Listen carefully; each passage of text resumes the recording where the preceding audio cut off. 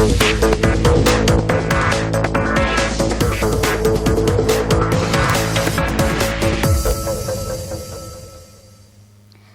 High নিউজে সকলকে স্বাগত। সঙ্গে রয়েছে আমি রিম্পি।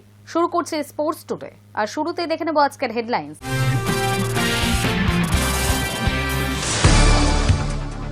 বিজয় হাজারে ট্রফিতে বৈভব সূর্যবংশীর ব্যাট থেকে এলো 36 বলে সেঞ্চুরি, যা বিশ্বের সব দেশ মিলিয়ে প্রথম শ্রেণীর ক্রিকেটে সর্বকনিষ্ঠ হিসেবে সেঞ্চুরির নজির।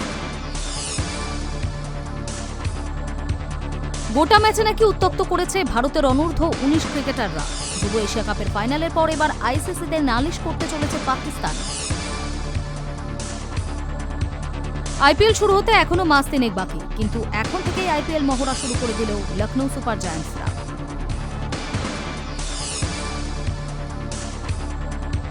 বাংলার মুকুটে নতুন পালক, টানা 5 বার জাতীয় শিরোপা জয়। ফিল সুইমিং চ্যাম্পিয়নশিপে ইতিহাস বাংলার সাঁতারুদের।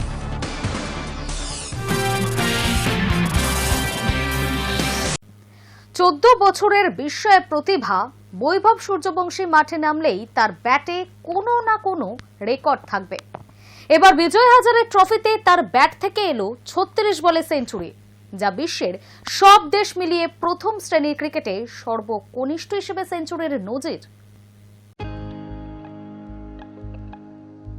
বৈভব সূর্যবংশী ও রেকর্ড এ যেন একই মুদ্রার এপিট আর ওপিট। 14 বছরের বিস্ময় প্রতিভা মাঠে নামলেই তার ব্যাটে কোনো কোনো রেকর্ড লেখাই থাকে।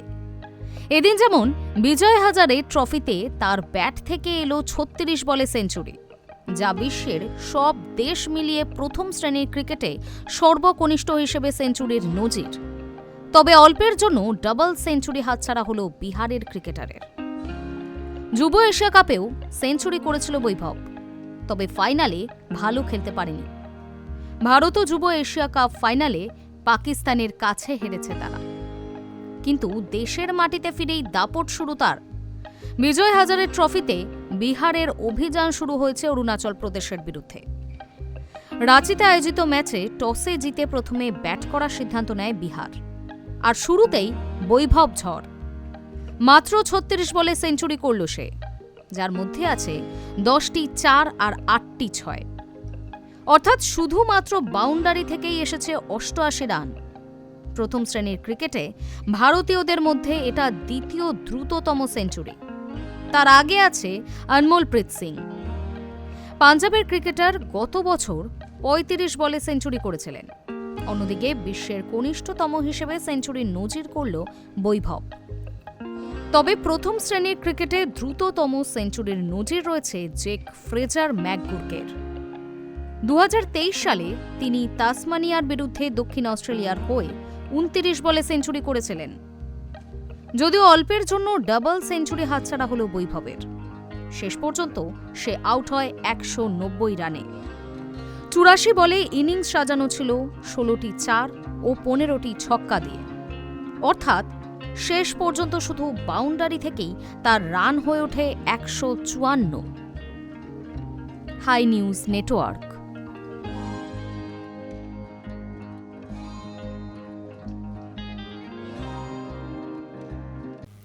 গোটা ম্যাচে নাকি উত্তক্ত করেছে ভারতের অনূর্ধ্ব 19 ক্রিকেটাররা। যুব এশিয়া কাপের ফাইনালের পর এবার আইসিসিতে নালিশ করতে চলেছে পাকিস্তান। খোদ পাক ক্রিকেট বোর্ডের প্রধান মহসিন নকভি নাকি বলছেন ভারতীয় ক্রিকেটারদের আচরণ আপত্তিকর। গোটা ম্যাচে নাকি উত্তক্ত করেছে ভারতের অনূর্ধ্ব 19 ক্রিকেটাররা। যুব এশিয়া কাপের ফাইনালের পর এবার আইসিসিতে নালিশ করতে চলেছে পাকিস্তান। খোদ পাক ক্রিকেট বোর্ডের প্রধান মহসিন নকভি বলেছেন ভারতীয় ক্রিকেটারদের আচরণ আপত্তিকর। বড়দের এশিয়া কাপে 3বার সূর্যকুমারদের কাছে হেরেছে পাকিস্তান। তাদের সেই জ্বালা যেন কিছুটা মিটেছে সংযুক্ত আরব আমিরশাহিতে বৈভব সূর্যবংশীদের হারিয়ে। ফাইনালে সমীর মিনহাসের 172 রানের দাপটে পাকিস্তান তোলে 347 রান। জবাবে মাত্র 156 রানে অল আউট হয়ে একরাশ লজ্জা উপহার দেয় বৈভব অভিজ্ঞানরা কুন্ডুরা। বিশেষ করে আয়ুষ মাত্রের ফর্ম বেশ খারাপ। ফাইনালে বিরাট রান তাড়া করতে নেমে বৈভব মাত্র 26 রান করে আউট হয়ে যায়। এই জয়ের পর যেন পুরনো জ্বালা মেটানোর জন্য উঠে পড়ে লেগেছেন নকভি। তার অভিযোগ, ফাইনালে শুধু ভারত খারাপ খেলেছে তাই নয়, সেই সঙ্গে অখেলোয়াড়োচিত আচরণও করেছে। পাক বোর্ডের প্রধানের দাবি, ফাইনালে আয়ুষ মাত্রে বৈভব সূর্যবংশীদের ব্যবহার আপত্তিকর। তারা বরাবর উত্ত্যক্ত করছিল পাকিস্তানের ক্রিকেটারদের। এমনকি বৈভব আয়ুষ মাত্রেরা মারমুখী হয়ে তেড়ে এসেছিলেন বলেও অভিযোগ পাক দলের। পাকিস্তান দলের মেন্টর সফররাজ আহমেদ দাবি করেছেন, ভারতের আচরণ একেবারেই ভালো ছিল না। ক্রিকেট মাঠে তাদের আচরণ অনৈতিক, কিন্তু আমরা স্পোর্টসম্যানশিপ নিয়েই জয় সেলিব্রেট করেছি।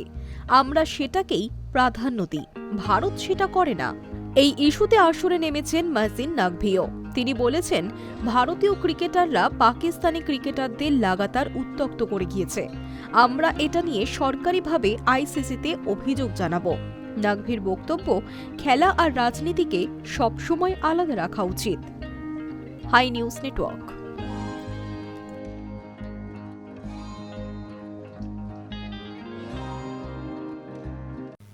আইপিএল শুরু হতে এখনো মাস তিনেক বাকি, কিন্তু এখন থেকেই আইপিএল মহড়া শুরু করে দিল লখনৌ সুপার জায়ান্টসরা।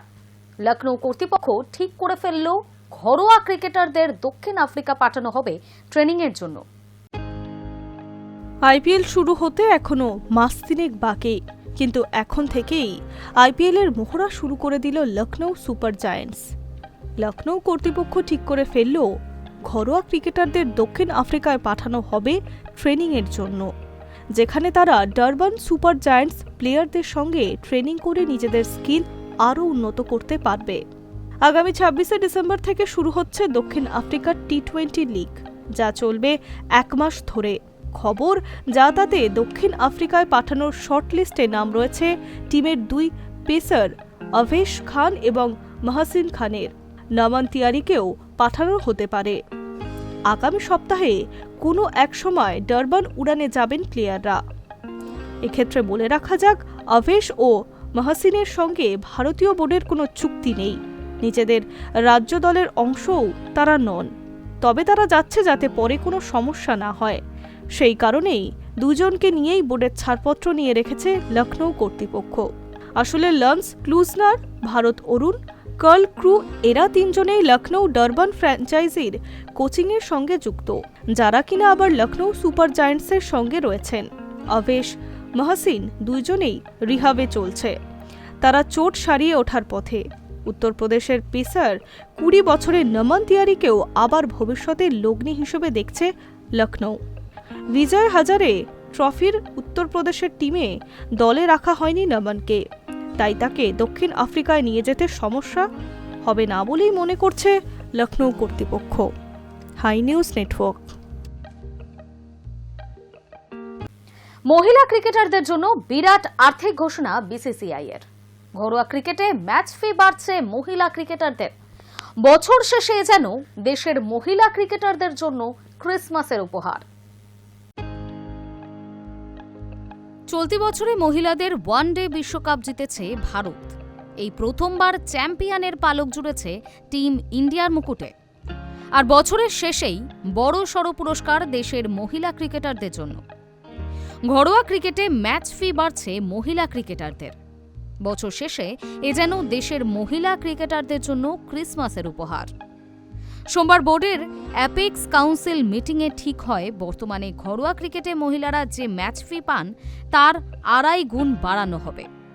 মহিলারা যাতে আরও বেশি করে ক্রিকেটকে পেশা হিসেবে গ্রহণ করেন সেটা নিশ্চিত করতেই এই পদক্ষেপ বলে মনে করা হচ্ছে। বর্তমানে একজন সিনিয়র মহিলা ক্রিকেটার 20,000 টাকা ম্যাচ ফি পান, তা 50,000 পর্যন্ত বাড়াতে পারে। নির্ভর করছে প্রথম একাদশে কারা আছেন তার উপর। তবে শুধু প্রথম একাদশের প্লেয়াররাই নন, নতুন নিয়মে স্কোয়াডে থাকলেও বেতন বাড়তে পারে।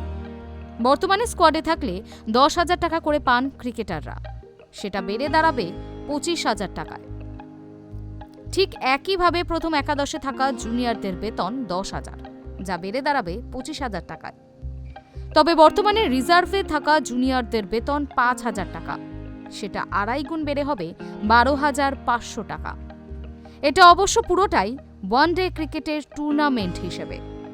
টি-20 ফরম্যাটের টুর্নামেন্টে ম্যাচ ফি তুলনায় কম, তবে সেটাও 2.5 গুণ বাড়বে। এর আগে 2021 সালে ঘরোয়া ক্রিকেটে ম্যাচ ফি বেড়েছিল মহিলাদের। তখন সিনিয়র ক্রিকেটারদের ক্ষেত্রে 12,500 থেকে 20,000 টাকা করা হয়েছিল। উল্লেখ্য, বিশ্বকাপ জেতার পর বিসিসিআই থেকে 51 কোটি টাকা পুরস্কার দেওয়া হয়েছিল ভারতীয় মহিলা দলকে। High news network. শুভমান গিলের টি-20 বিশ্বকাপ দল থেকে বাদ পড়া নিয়ে এখনও চর্চা চলছে ভারতীয় ক্রিকেট মহলে। অনেকেই এই সিদ্ধান্তে চমকেও গিয়েছেন। তবে কিউইদের বিরুদ্ধে সিরিজের জন্য নিজেকে প্রস্তুত রাখতে নয়া সুযোগ টিম ইন্ডিয়ার ওয়ানডে অধিনায়কের কাছে।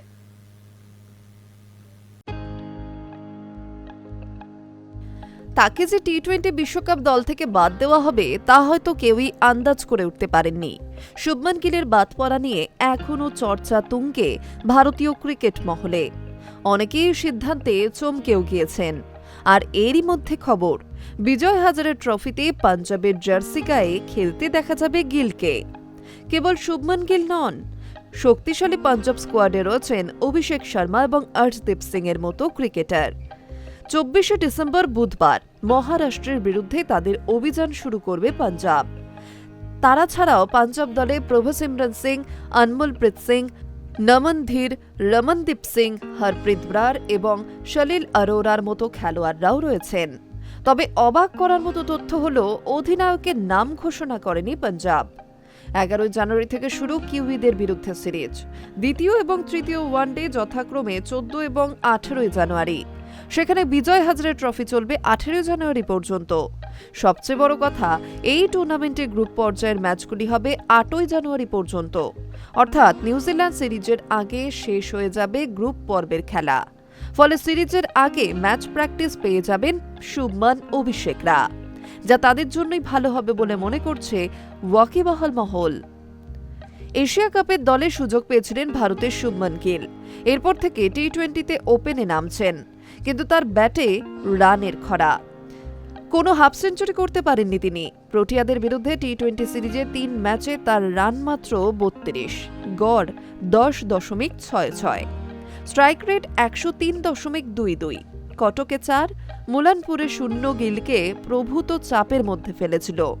ধর্মশালায় 28 রান করে পুরনো ছন্দে আভাস দেখিয়েছিলেন মাত্র। তা যথেষ্ট ছিল না। শেষ পর্যন্ত টি-20 দল থেকে বাদ পড়েছেন তিনি। তবে কিউইদের বিরুদ্ধে সিরিজের জন্য নিজেকে প্রস্তুত রাখতে বিজয় হাজারেতে দেখা যাবে টিম ইন্ডিয়ার ওয়ানডে অধিনায়ককে। উল্লেখ্য, 2016 থেকে 17 সালে বিজয় হাজারে ট্রফিতে পাঞ্জাবের হয়ে তার লিস্ট এতে ক্রিকেটে অভিষেক হয়েছিল শুভমানের। High news Network.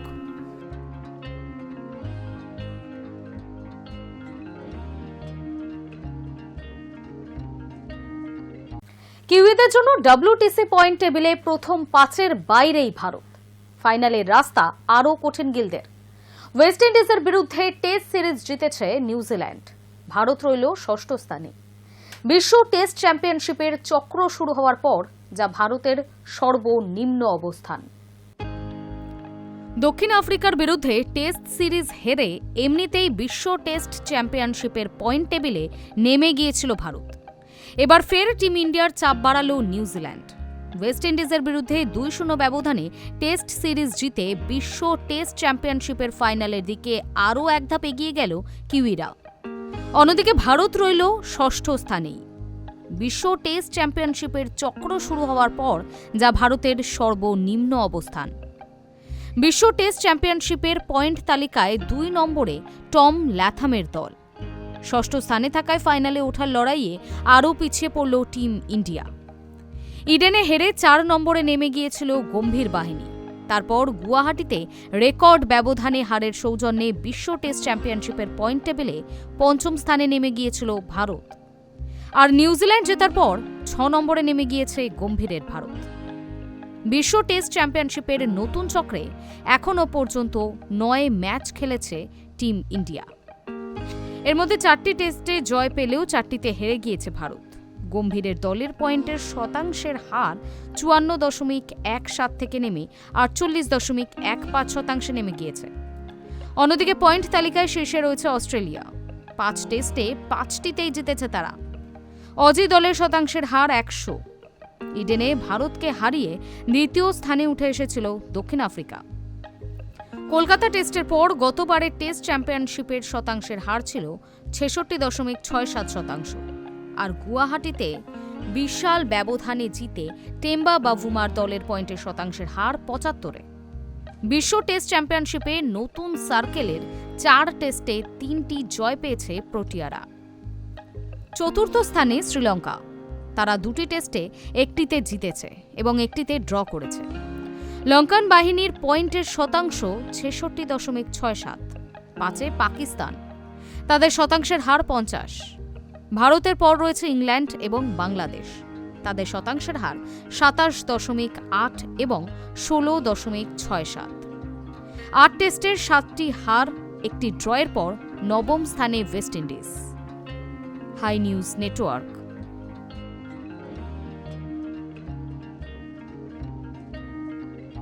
বাংলার মুকুটে নতুন পালক, টানা 5 বার জাতীয় শিরোপা জয়। ফিন সুইমিং চ্যাম্পিয়নশিপে ইতিহাস বাংলার সাঁতারুদের। বাংলা মোট 165টি পদক জিতেছে। বাংলার মুকুটে নতুন পালক। এবার ফিন সুইমিংয়ে দেশের মধ্যে জয় পতাকা তুলে ধরলেন বাংলার সাঁতারুরা। ম্যাঙ্গালোরের ইয়েমেকেরায় অনুষ্ঠিত 5ম জাতীয় ফিন সুইমিং চ্যাম্পিয়নশিপ 2025-এ সেরার খেতাব জিতে পশ্চিমবঙ্গ ইতিহাস সৃষ্টি করেছে। এই জয় বাংলার টানা 5ম জাতীয় চ্যাম্পিয়নশিপ জয়, যা ভারতীয় ফিন সুইমিং ইতিহাসে এক নতুন রেকর্ড। বাংলা দল 568 পয়েন্ট নিয়ে পদক তালিকার শীর্ষে শেষ করেছে।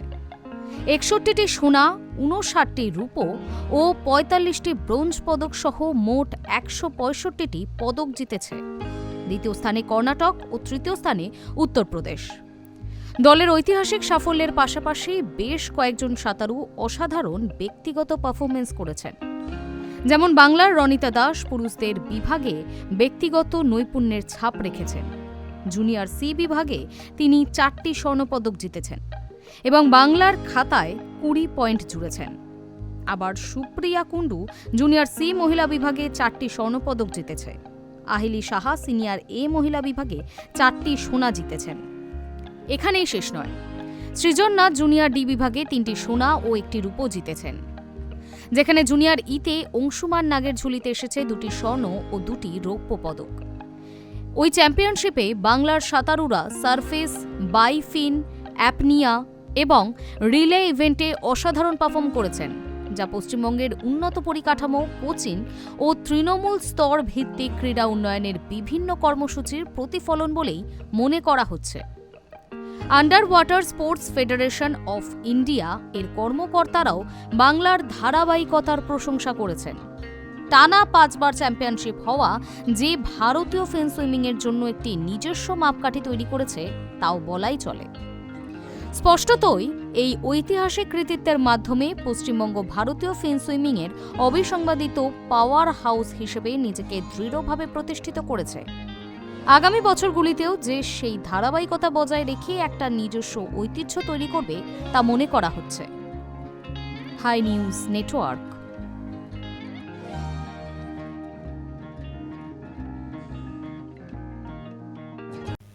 স্পোর্টস টুডে এখনকার মতো এই পর্যন্তই। খেলার দুনিয়ার বিভিন্ন আপডেট জানতে চোখ রাখুন হাই নিউজে।